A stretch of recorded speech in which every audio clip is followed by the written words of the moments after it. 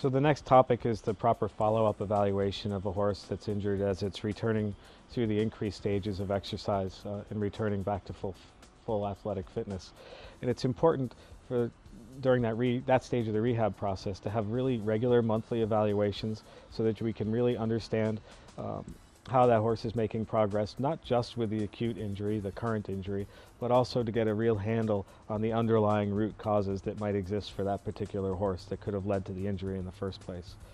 That evaluation should involve regular traditional veterinary exams, but really it's an opportunity to also involve the input of a chiropractor or even an acupuncturist in the course of that horse's rehabilitation and return to full function. The horseshoer can even be very helpful in that stage of the game, because the horses that have a chronic imbalance, maybe starting with their top line, or have a chronic joint issue that maybe went unrecognized below the surface for some period of time, will often wear their shoes in a particular way that the horseshoer can recognize. So having that input of the shoer, the chiropractor, the acupuncturist, and the regular veterinary exams can be really critically important during that stage of the game when the horse is returning to full exercise and full performance. So another vital aspect of the rehabilitation process is the nutrition of the horse.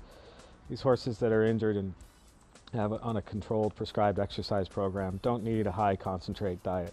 They need a fiber-based diet that provides the sufficient levels of amino acids, minerals, and antioxidants that they need to heal in an optimal way. That should be the focus of a nutrition program during the course of the rehabilitation phase, for sure. We also can use the nutrition to drive their metabolism towards an anabolic state.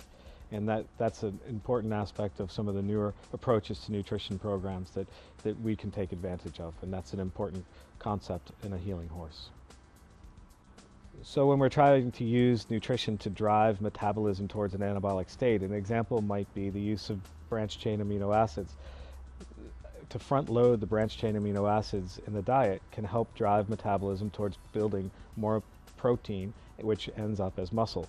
So driving metabolism towards building muscle in that example with branched chain amino acids is a way that we can use nutrition to drive the process. That can also be looked at in other ways to drive metabolism towards building the tools that build healthy tendons and ligaments. So that's another way that we can use metabolism towards optimizing healing.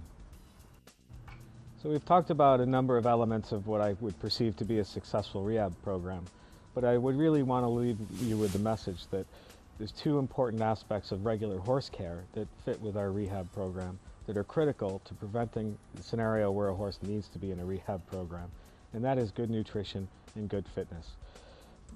The horses that make our teams in North America consistently year after year after year come from the programs who have the strongest and most consistent and most repeatable nutrition and fitness programs. That means proper feeding, proper balanced riding, proper fitness before we ask these horses to compete in the ways that we do, result in a horse that's resilient to injury, needs the veterinarian less frequently, and is more successful as an athlete.